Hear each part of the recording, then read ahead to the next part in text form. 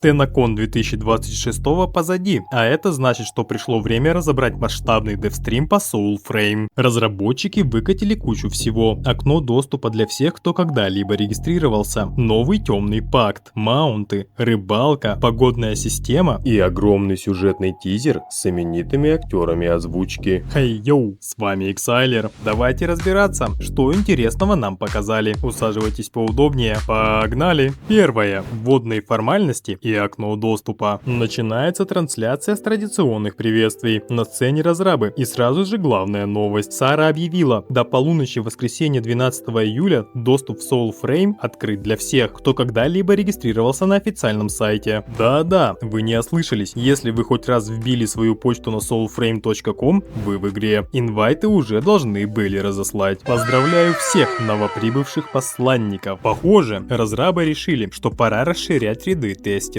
Стив сказал, мы всегда хотели строить игру вместе с сообществом. В индустрии полно примеров, когда игра разрабатывается в вакууме 6 лет, а потом проваливается на релизе. Мы этого не хотим. Разработчики добавили, без вашей поддержки и терпения нас бы здесь не было. Второе. Закалки и перековка. Больше контроля. Переходим к системам. Прелюдия 15 завезли закалки, уникальные модификаторы для оружия. И, конечно, главный вопрос сообщества. Как получить больше контроля над тем, что мне выпадает. Разработчики услышали. Они показали макет интерфейса новой системы. Идея в том, что по мере развития доверия с нашей гигажонщиной, она сможет извлекать закалки из оружия. Вместо того, чтобы молиться на рандом, мы сможем собирать коллекцию закалок и встраивать их в легендарное оружие, создавая идеальный билд. Тувалкейн, кстати, страдает синдромом самозванца и не особо уверена в себе, что прослеживается в ее репликах. Но со временем мы сможем поднять ее самооценку. По словам разработчиков, в будущем с ней будет связана отдельная система прогрессии. Третье. Концепты. Показали интерьер небесного замка, той самой воздушной крепости, которая мозолит наши глаза в небе. Выглядит эпично. Затем ворон. Не просто птичка, а потенциальный компаньон. Возможно, такой скин сделают для нашего проводника. И, наконец, оружие. Показали детальный концепт меча, который трансформируется в кнут. Разработчики не скрывают, что вдохновлялись Айви из Soul Calibur. Также показали новые сеты брони. Рыцарский и восточный, похожий на странника-мага. Это наряды воинов Дендрии. Также на TennoCon повсюду ходила косплеерша в образе нашей фэшн-леди и делала замечания людям за их образы. Под раздачу даже попал один из разработчиков, Лэндон, за свои штанцы. Четвертое. Актеры озвучки. Бен Стар и Дженнифер Инглиш. Темпест Байер — загадочный персонаж, который будет играть ключевую роль в новом сюжете. Его озвучивает Бен Стар, звезда Clair Obscure Expedition 33, голос Версо. Разработчики в восторге от его работы, и судя по тому, что мы услышали в демке, голос у Байера действительно крутой. А еще на сцену вышла Дженнифер Инглиш, она озвучивает императрицу Алору. Она призналась, что это ее первый TennoCon и первый визит в Канаду. Когда ее спросили, что она думает об Алоре, Дженнифер сказала: она как бы помягче, вы знаете это слово на S. Публика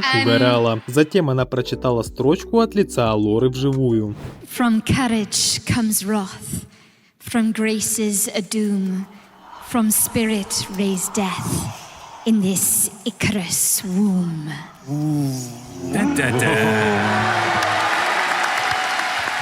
Она как сама природа. Объясняет Дженнифер, может быть невероятно жестокой, но в то же время благосклонной. Разработчики добавили, что через Алору они хотят показать, что не все фейри добрые и пушистые, некоторые из них весьма опасны. Пятое. Маунты. И вот он, момент которого все ждали. Вопрос, где маунты, наконец-то получил ответ. Сначала разрабы угорнули и показали какой-то сломанный, багованный ролик с ужасной анимацией. Публика засмеялась, а Сара сказала: «Простите, ребята, вероятно, я отправила не то видео». Затем показали игровой процесс уже с нормальными маунтами, и зал взорвался. Итак, маунты появятся осенью 2026 года. Чтобы получить волка, нужно будет вырастить щенка, которого мы получили в квесте Оренгал. В игровом процессе показали, как игрок из радиального меню выбирает волка, после чего посланник достает флейту и играет, появляется волк. Можно запрыгнуть и скакать по миру. причем в демке в один момент собралась целая стая из 4 игроков на волках. Самое интересное, разработчики отметили, что волки не единственные маунты, намекнули, что будут и другие животные, плюс обещают кастомизацию волков, разные окрасы, узоры и аксессуары. Шестое. Темный путь посланника. Теперь самое мрачное и атмосферное. Новый пакт Вадагар. Это не просто очередной пакт, это антипосланник, темная сторона силы. Когда мы надеваем этот пакт, у нас меняются не только способности, но и весь интерфейс. Добродетели превращаются в гнев, рок и смерть. Разработчики назвали это Повелителем Тьмы и провели параллели с системой морали из Звездных войн Котор. Это альтернативный путь развития. Способности у Вадагара следующие. Первая. Запускает бумеранг из Ихора, но мы-то знаем, что это глефа, которая отскакивает между противниками. Также ее можно взорвать повторной активацией. Фанаты Dark Sector должны оценить. Вторая. Захватывает врагов Ихором из-под земли и дебафает их. Третья. Призывает табун оскверненных скакунов, которые топчут врагов. Выглядит довольно интересно, и судя по всему, этот пакт будет тесно связан с сюжетом. Седьмое. Рыбалка и погодная система. Разработчики продолжают добавлять мирные активности. Показали рыбалку. Посланник закидывает удочку в водоем, ловит рыбу, очищает ее от скверны и отпускает обратно. Разрабы угорнули, что это первая в мире веганская рыбалка, но на самом деле система будет глубже. Разные виды рыб, разные наживки и разные места обитания. Также показали динамическую смену погоды. Вводится полноценная погодная система. Дождь, туман, гроза и так далее. Погода влияет на поведение животных и врагов. Обещают, что это сделает мир более живым. Восьмое. Новый босс оскверненный всадник. Разработчики показали нового босса, Рейнбрейкера. Это оскверненный рыцарь на гниющей лошади. Он одержим своей лошадью и считает всех живых виновными в жестокости по отношению к лошадям. Выглядит жутенько. В бою используют разные массовые атаки. А самое крутое, этот босс уже в игре. Разработчики объявили, что он появится в игре прямо во время трансляции. Он находится в локации Новые Виссии, в оскверненной зоне на краю острова справа. У него 30-минутная КД. При победе всадник исчезает, а лошадь остается. Ее можно очистить с помощью притяжения кары. На текущий момент она тоже исчезает. Есть шанс получить легендарное оружие Фарелифд. Вот таблица дропа с этого босса. Возможно, в будущем на этой лошади можно будет рассекать. Девятое. Кинематографичный сюжетный показ. В рамках Tenno Life показали 32-минутную геймплейную демку сюжетного квеста Песни войны. Что странно, начальный квест игры называется аналогично, а демка раскрывает те места сюжета, которые до этого оставались неизвестны. Разработчики показали почти все, что мы хотели узнать о прошлом нашего посланника. Я детально разобрал демку, и вот что удалось выяснить. Показ начинается с Алоры, затем плавно переходит к сцене. Мать нашего посланника с младенцем на руках. Переход в военную форму, и тут у нее белесые глаза. Как раньше отмечал мой подписчик, привет тебе. Это эффект спеллсонга, песни, которая захватывает разум. Затем пробуждение. Этот персонаж вам никого не напоминает? Ну да ладно, просыпается какой-то посланник, как будто от кошмара, но есть важная деталь, у него красная рука, а не синяя, как у всех остальных. Он находится в небесном замке, а если взять во внимание его броню, то становится очевидно, что это никто иной, как Темпест Байер. К нему прилетает ворон по имени Кресс, ворон немного говорит и даже смеется. Байер спускается на платформе, и игроку дают управление. Он идет по залам, его встречают слуги Оды. Затем он оказывается в какой-то печи или плавильне и встречает Синода. Байер называет его отцом. Следует разговор, в котором Байеру вручают обломок меча и говорят напомнить что-то. Затем кадр сменяется. Просыпается уже наш посланник. Рядом с ним зверушки и его волк. Он садится на волка, следует за проводником, встречает других волчьих всадников, и они зачищают отряд наемников. Посланник освобождает зверушек из заточения. Дальше подходит к статуе, в которую воткнут тот самый обломок меча. Посланник посланник хватается за рукоять меча, и тут идет параллель с началом игры. Младенец хватает мать за руку, а затем показывают подробности, которые до этого были неизвестны. Младенца уносят, а мать готовится к битве, одевает боевое обмундирование и берет оружие. Переход, и игроку дают под управление маму посланника. События происходят в ту самую роковую ночь. Во время схватки можно наблюдать, что у нее необычные способности. Захват и удар сияющими мечами. Возможно, это задел на будущий пакт. Затем она сражается с врагами на мосту и умерщвляет, как казалось, последнюю бенеретку. Воины радуются, но не все так просто. С неба спускается новый противник, змеевидным мечом, как на концепте. На концепте, правда, он светился синим. Это что, опять отсылка к Звездным воинам? Снова начинается спелл-сонг. Под его действием все люди на мосту подчиняются. Мать склоняется, а ее собственные солдаты направляют на нее оружие. Байер тут явно моложе. Мать сопротивляется и начинает петь свой мотив. Камера переходит в другое место, где наемники Оды уже убили служанку, и корзинка валяется сама по себе. Тут самый неожиданный поворот. Бобер хватает корзинку с младенцем и тащит его в реку. Ему попадают в заднюю лапу, но он продолжает плыть. Игроку дают поиграть за этого бобра. Это довольно неожиданно. Под стрелами недруга бобер героически тащит корзинку по реке к спасению и ценой своей жизни приносит корзинку на берег, где его находит дедуля-наставник. Разработчики позже подтвердили, бобер будет в порядке. Сюжет возвращается к нашему герою. Он вытаскивает оскверненный меч, и рука внезапно начинает сиять. Тут под слова Алоры его перекидывает в иное место. На нем уже одет новый пакт Бадагар и новая броня. Байер говорит: Прими это. Либо ты течешь по течению, либо тонешь. И сбрасывает меч. Начинается зачистка подземелья. После чего посланник приходит к ростку дерева, забирает орех и переносится в воспоминания. Мы видим сцену с маленьким посланником и дедулей, ту самую с пирогом и подарком на день рождения. Тут, кстати, мы можем заметить того бобра. Он все-таки жив. Казалось бы, каким образом? Это мы узнаем позднее. Нам дают поиграть за ребенка с бумерангом. Он сбивает орехи, а затем бьет охотников Оды. По итогу приходим к Байеру, который стоит над убитой ланью. Воспоминание обрывается. Показывается кадр, как дедуля прилетает в виде бабочки. Маленький посланник лежит без сознания. Появляется Байер, который говорит дедуле, что ребенок слишком медленно учится. Дайен, да, дедулю так зовут, отвечает: Лети отсюда, пока я не присоединился к тебе в нарушении клятв. Байер говорит: Завеса увядает, Доин.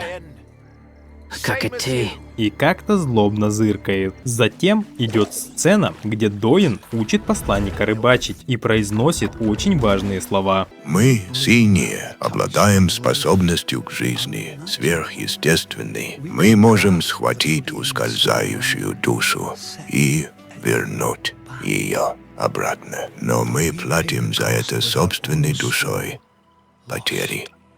Это ключевая лорная информация. Вот как именно вернулся к жизни Бобр. И вот, видимо, какую синюю кровь хочет раздобыть Синод. Переход в реальное время. У посланника пульсирует рука. И тут открывается первая способность пакта. Дальше снова следует секция подземелья вплоть до посоха, задев который посланник видит, как стоит Доин, за ним Синод и огонь повсюду. У Доина окостеневшая рука и оскверненный глаз. Вот каким образом Синод получает синюю кровь. Посланник выходит из подземелья, и тут следует сражение с боссом. После победы рука снова начинает пульсировать. Прилетает наш проводник Воробей и пытается помочь, но Ворон прогоняет его и указывает путь на оскверненного коня. Во время этого открывается третья способность пакта. Посланник забирается на коня, едет мимо деревни и приближается к мосту в крепость, зачищает отряд противников и освобождает зверушек, но те пугаются его руки и разбегаются. Интересная параллель с началом, где они буквально прыгали в руки. Посланник выходит на мост, встречает Байера. Тот говорит: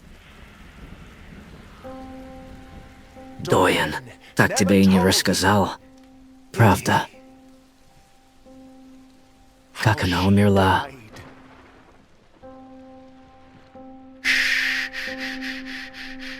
Послушай. Слышишь это? Как будто игла вонзилась в ухо. Начинается схватка. Нас перекидывает обратно в битву матери. Она сопротивляется песне и вступает в бой. Ей приходится убить своих солдат, после чего идет в атаку на Байора. Бой идет параллельно. Мать и посланник сражаются как будто бы одновременно. Это сделано невероятно красиво. Посланник использует меч Кнут, притягивает Байора, и тут с каждым ударом идет переключение между посланником и мамой. Но есть отличие. Меч матери раскалывается. А вот посланник почти справляется с противником. Мать падает на колени и пытается пронзить себя остатком меча. Байор зачем-то пытается ее остановить, но затем отпускает. У посланника снова сияет рука. Сила прижимает его к земле и начинает засасывать. Байор проходит мимо и скидывает с себя пакт Темпест. Затем уходит. Но на помощь приходят животные-хранители и волчица, которая пытается достать ГГшку.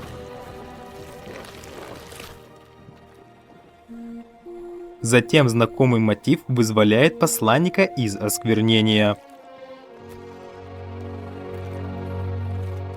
Его броня очищается и сияет золотом. Посланник подбирает какой-то механизм, по видимости устройство подъема, и собирается активировать. Байор говорит: Послушай меня. Там нет никакой магии. Это слишком высоко. Они будут сильнее. Они сожгут тебя заживо, и ты не сможешь возродиться с помощью ритуальной плиты. Если ты умен, не станешь мать.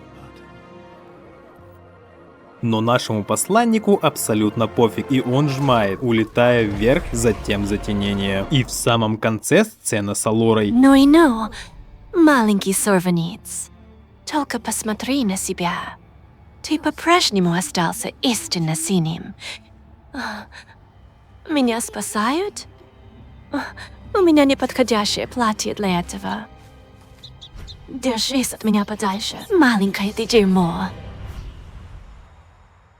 На мой взгляд, этот квест должен получиться очень киношно. Как думаете, настолько ли Байор плохой, или он жертва обстоятельств? Вы заметили сцены, где он как бы немного проявляется, где говорит про течение, что можно утонуть, и где не хотел бы смерти матери? И зачем он предупреждает посланника, чтобы он не поднимался к этим могущественным противникам? Какая у него была рука изначально? Тоже синяя, но он поступился какими-то клятвами, или все-таки с самого начала красная? Очень интересно. Что думаете? Кажется мне, это мы сможем узнать только в будущих обновлениях. 10.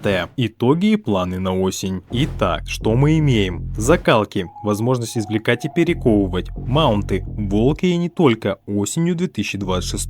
Новый пакт Водогар, темный путь развития, рыбалка и погодная система, новый босс оскверненный всадник уже в игре, грандиозный сюжетный квест. А под конец мероприятия разработчики поблагодарили игроков за терпение и поддержку. Стив сказал: если мы что-то делаем не так, мы это обязательно исправим. Сара добавила: это наш неофициальный девиз. Что ж, планы на осень просто грандиозные. Soulframe делает огромный шаг вперед. Лично мне люто зашла новая сюжетная демка. Жаль только, что это все выходит очень медленно. А что думаете вы? Как вам будущий пакт Водогар? Зацепил ли сюжет? Ждете наконец полноценный функционал по закалкам? А может, я что-то упустил и вы заметили? Пишите в комментариях. Спасибо за просмотр. Ставь лайк и подписывайся. Это помогает продвижению канала и личной мотивации делать полезные видео. С вами был Xyler. Удачи в фарме и до новых встреч.